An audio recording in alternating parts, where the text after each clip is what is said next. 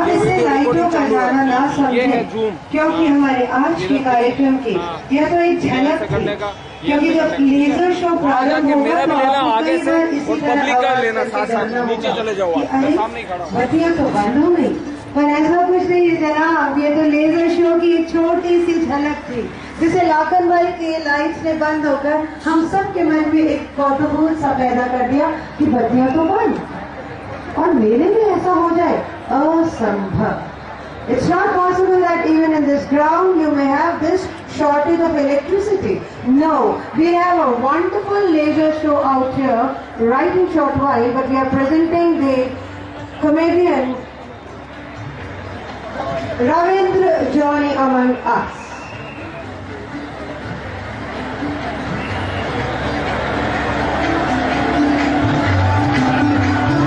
मुझे पब्लिक की आवाज से लग रहा है कि आप वाकई कुछ सुनना चाह रहे हैं। सुरों की महफिल सजे उससे पहले हम कुछ मस्ती के आलम में आ जाते हैं रविंद्र जी के साथ।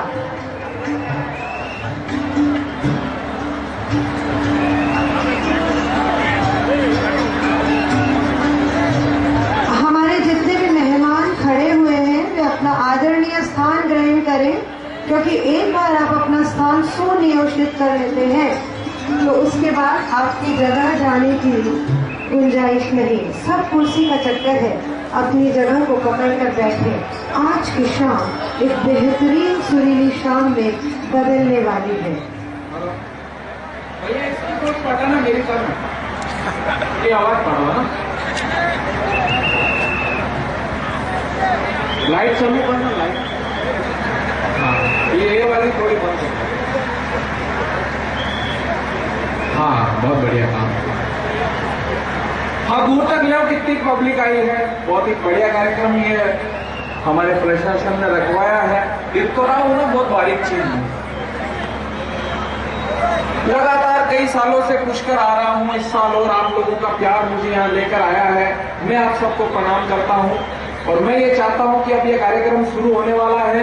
हमारे बीच में राजा हसन जी आ चुके हैं, मेरे बड़े भाई हैं, बहुत अच्छा गाना गाएंगे। और ये हमारे सुनील भाई भी आ चुके हैं जो आपको हंसाएंगे और मैं भी आपके सामने हूँ।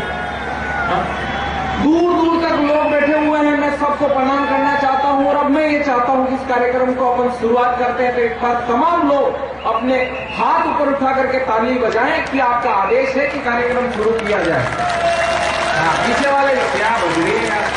हाँ बजरी बहुत बढ़िया। मेरे को तो कलेक्टर साहब ने बोल भी दिया था, बोले जानी ध्यान रखना, पुष्कर के लोग हैं, ताली बजाते बजाते कई बार लठ भी बजा देते हैं। बहुत बढ़िया पुष्कर का अपने आप में खेल ऐसा, मैं प्रणाम करना चाहता हूँ। अपने आप में धरती ऐसी है। अभी आप बात बता रहा हूँ, अजमेर के रेलवे स्टेशन से जैसे ही बाहर निकला तो एक लड़की जा रही जीन्स की टाइट पैंट पहनकर। हाँ मैं कोर्ट समझ गया इधर के लोग। बजरी ना, ताली वाली बजाना, ताली से अच्छे से अगर ताली बजी तो कॉन्फिडेंस डबल होगा और अच्छी बातें होंगी, कलाकारों का हौसला बढ़ेगा। वो लड़की जा रही जीन्स की टाइट पैंट पहनकर, पीछे से किसी मनचले छोरे ने कंकर फेंक दिया, खुद गायब हो गया।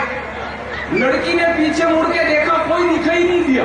एक 60 साल के बाबा जी लठ लेके चल रहे। लड़की ने स्टाइल मारते हुए कहा, बोले बाबा जी ये मिस कॉल आपने किया था? अजमेर का ठोकरा था, वो उसी मस्ती में बोला बेटी मैं कैसे करता, मेरी तो वैलिडिटी खत्म हो गई। अजमेर है अपने हाथ में यार, कितना कलेक्टर साहब बैठे हुए हैं। हाँ मेरे को दिखाई नहीं दे रहा, दूर तक क्या है कि मेरे को पता नहीं चल रहा कि आदमी बैठे हुए गमले रखे हुए हैं। सिस्टम ऐसा, दूर दूर तक पीछे लोग खड़े हैं, उनसे निवेदन है कि इधर आके बैठ जाएं। ज्यादा देर खड़े रहने से पैर भारी हो जाएंगे और देश में पुरुषों के पैर भारी होना कोई अच्छी बात का संकेत नहीं है। वैसे भी अपन 1 अरब से ऊपर चल रहे हैं। ये क्या सिस्टम होता है? अपने आप में लाफ्टर हंसने के लिए कहीं जाना नहीं पड़ता। अपन लोगों के आसपास हास्य बिखरा हुआ। वो फांसी की सजा सुनाने से पहले जज ने अपराधी से कहा, तुम्हारी अंतिम इच्छा बताओ। उस अपराधी ने कहा, सर इच्छा और कुछ नहीं है, बस मेरी जगह आप लटक जाओ। ये कॉन्फिडेंस क्या काम है?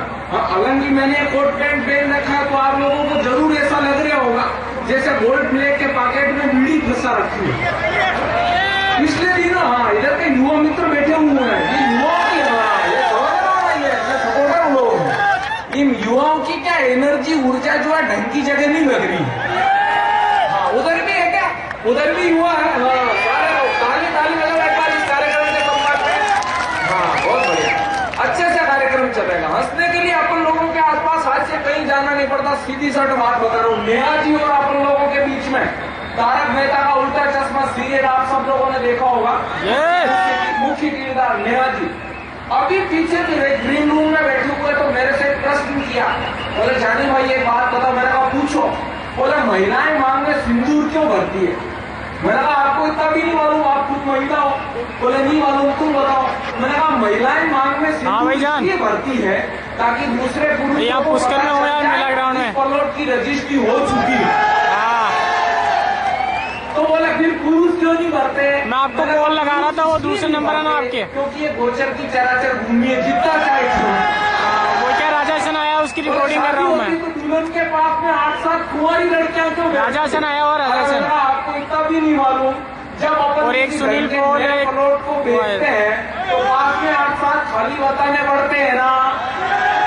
तो यहाँ से निमटने के बाद ही होगा। इसमें महिलाएं बहुत कम संख्या में बैठी हुई है, मैं प्रणाम करना चाहता हूँ। उधर भी है, महिलाओं को प्रणाम कर लेना जरूरी है, क्योंकि आदमी की फाइल 2 मिनट में सल्टा देती है। सब लोग जानते हैं, सब लोग बैठे हुए हैं। उधर पुलिस वाले भी खड़े हैं, मैं उनको प्रणाम करना चाहता हूँ। ये बहुत बढ़िया पुलिस है, अपना पुष्कर की बहुत अच्छी पुलिस है, कोई कमेंट नहीं करूंगा। इतनी बढ़िया पुलिस है कि जो भी देव प्रेम से सारे यहीं पे है हमको। हाँ, ये वीडियो वाले भैया यही तो है, सारे यहीं पे आए हुए। प्रणाम करना चाहता हूँ। इनका मीडिया क्या डीजे वाले हैं हमारे अंकल? मीडिया के लोग, मीडिया आजकल तो हमारे दोस्त सारे डीजे में आए, तो मैं रिकॉर्डिंग कर रहा हूँ इनकी। सारे घोटाले हो रहे हैं जो इन दिनों सामने आ रहे हैं, ये सब मीडिया की मेहरबानी।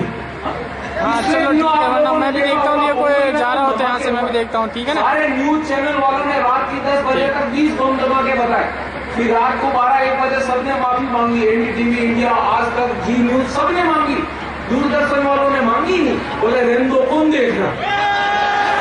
आम लोगों की स्थिति दूरदर्शन जैसी हो रही है। मेरे युवा मित्र खड़े हैं, आप मेरा हौसला अफजाई कर रहे हैं, मैं आपको प्रणाम करना चाहता हूँ। हाँ, बहुत बढ़िया, इधर वाले भी कर रहे हैं। हाँ, इधर के लोग ऐसा तो नहीं भागवत सुन रहे हैं, लेकिन सिस्टम ऐसा हो गया। कलेक्टर साहब से मेरे बहुत अच्छे रिलेशन है, पिछले दिनों मेरे को कोई नौकरी नहीं मिल रही थी, तो मैं परेशान हो गया। मैंने कहा किसी सर्विस का जुगाड़ करना तो जरूरी है, तो मैं सर के पास आया। मैंने कहा यार सर किसी सर्विस का जुगाड़ करो, तो आपके कलेक्टर साहब बहुत बढ़िया व्यवस्था कर रहे हैं यहाँ पे, मेरे अच्छे रिलेशन है, तो इन्होंने मेरे को कलेक्टिव फार्म में नौकरी दिलाई। अच्छा, मेरे किस्मत इतने फूटे हुए कि वहां पर नौकरी ज्वाइन करते ही मुर्गियों ने अंडे देना बंद कर दिया। नहीं सही कह रहा हूँ। दूसरे दिन देखा मुर्गियों ने अंडे देना बंद कर दिया, तो मैं बंदूक लेकर चला गया। मैंने कहा कल से अगर सबने 2-2 अंडे नहीं दिए तो मैं गोली से उड़ा दूंगा। दूसरे दिन देखा मैंने जाकर तो सबने 2-2 अंडे दिए, एक ने एक ही दिया। मैं उसके पास चला गया और मैंने जाके कहा, मैंने कहा क्यों गए? मेरी बात नहीं सुनी थी, मैंने नहीं कहा था 2-2 अंडे नहीं दिए तो गोली से उड़ा दूंगा। तो उसने कहा, बोले सर आपकी धमकी के गाने दे दिया तो ये अच्छा है, वरना मैं तो मुर्गा हूँ। ये कॉन्फिडेंस का नाम है, कॉन्फिडेंस ढंग का होता आदमी कुछ भी कर सकता है। महिलाएं बैठी हुई है, प्रणाम करना चाहता हूँ। महिलाओं के सब लोग आते जानते हैं, सब लोग सारे समझदार लोग बैठे हुए हैं, सब लोग यहाँ से लेकर वहां तक लोग सुन रहे हैं। अब मेरे को एक वक्तांश याद आता, मैं दावा करता हूँ आज की रात ये कार्यक्रम मैंने शुरू किया है, तो ये कार्यक्रम पूर्णतः ऊंचाई तक पहुंचेगा। इस पूरे कार्यक्रम को, पूरे कलाकारों को आप लोगों का सम्मान मिलेगा, आप लोगों का प्यार मिलेगा। मुझे एक वक्तांश याद आता है, छोटे से वक्तांश से आप शुरुआत करता हूँ। इतनी देर तो क्या है कि मैं पोस्टर उगाड़ने की कोशिश कर रहा हूँ, सही बात तो ये है। मुझे एक वक्तांश याद आता है, मेरी स्थिति देखिएगा। मुझे एक वक्तांश याद आता है, जंगल में आग लगी हुई थी, सारे पेड़ उस आग में जल रहे थे। उन पेड़ों के बीच में एक नादान छोटी सी चिड़िया बार बार तालाब के पास जाती, उसने अपनी चोंच भर ली और जाके उस आग के ऊपर उड़ेल रही थी। जब वो तमाम लोग सुनिएगा दिल से, सब लोग दिल से सुन रहे हैं, मैं प्रणाम करना चाहता हूँ। और मैं एक बात कहना चाहता हूँ कि इतने अच्छे श्रोता मैंने कश्मीर से लेकर कन्याकुमारी तक नहीं देखे। हालांकि सच बात तो ये है कि मैं इतना दूर दूर तक गया भी नहीं। जंगल में आग लगी हुई थी, सारे पेड़ उस आग में चल रहे थे, उन सब के बीच में जब एक चिड़िया तालाब में जाती, चोंच भरकर उस आग के ऊपर उड़ेल रही थी, तो वो तालाब उस चिड़िया के ऊपर हंसने लगा। उस तालाब ने कहा कि नादान चिड़िया, तुम ऐसे व्यर्थ प्रयास क्यों कर रही हो, तुम्हारे इन प्रयासों से आग कभी बुझ नहीं सकती। तो ऐसा करके उस पर हंसने लगा, अट्टहास करने लगा। पर जब जो चिड़िया ने उत्तर दिया उस पुष्कर की पवित्र धरा पर बैठे हुए तमाम लोगों के दिल में पहुंचाए, तो एक बार तमाम लोग ईमानदारी से ताली बजा करके शुरुआत देना इस कार्यक्रम को। पहले मत बजाओ, एडवांस चक्कर में कई बार चेक बाउंस हो जाते हैं। जब चाला तालाब हंसने लगा, उसने कहा कि तुम व्यर्थ प्रयास मत करो, तुम्हारे इन प्रयासों से आग कभी बुझ नहीं सकती। तो उस चिड़िया ने कहा कि तालाब, मुझे पता है मेरे इन प्रयासों से आग कभी बुझ नहीं सकती, पर मैं जानती हूँ और एक बात कहती हूँ कि जिस दिन इस घटना का इतिहास लिखा जाएगा, उस दिन मेरा नाम आग लगाने वालों में नहीं, आग बुझाने वालों में लिखा जाएगा। उस दिन मेरा नाम, हाँ, ये क्या है, कॉन्फिडेंस का काम होता है। करना जरूरी था, ये भी करना जरूरी था ताकि आप लोगों को लगे कि अगले के पास थोड़ा ध्यान भी। ये कोट पैंट आप लोगों को जरूर ऐसा लग रहा होगा जैसे कोट छुए के पॉकेट में बीड़ी फंसा रखी है। सिस्टम ऐसा हो गया। महिलाएं, मेरी माताएं बहनें बैठी हुई है, इनको पढ़ना चाहता हूँ। आजकल आप लोग इनकी स्थिति देखिए। हाँ, बोल भाई। रात की 12 बजे तक तो एकता कपूर के सीरियल यारो पुष्कर मेला ग्राउंड में सुबह सुबह जिसको देखो वही लगा हुआ भूम भाग। ऐसा लगता है जैसे सबके मुंह से सांप निकल वो राजा नायडू जी रिकॉर्डिंग करवाया। परसों की बात है, मैं पार्क में चला गया, 3-4 नाखून घिसरी। तो मैंने पूछ लिया, मैंने कहा ये आंटी जी घिसरी इससे क्या होता है? तो बोली भैया बोलना, आवाज नहीं आ रही तारी, इससे बाल चाली लेते हैं, नए बाल उगाते हैं। मैं लेके आई हूँ, मैं पूछ के आराम से बैठ के घिसो। तब ये कोने में महिला मुंह के आगे हाथ लगा के बैठी हुई। मैंने उसको पूछ लिया, मैंने कहा आंटी जी आप नहीं घिस रहे हो? तो बोली भैया ज्यादा घिस लिया था 4 महीने पहले, जो मुझे निकल आई। ये का प्रकोप है, ये महिलाओं की स्थिति है। अच्छा, एक आप सब लोग समझदार हो, आप लोगों ने देखा होगा इनकी क्या, महिलाओं की क्या आदतें रहती है। कोई भी काम करती रहती है तो सांस में बोलती है। अभी मैं इधर आ रहा तो मेरे कोट का बटन टूट गया, तो मैंने अपनी पत्नी को कहा चलिए कोट का बटन लगा दे, मेरे को पुष्कर में कार्यक्रम करने के लिए जाना।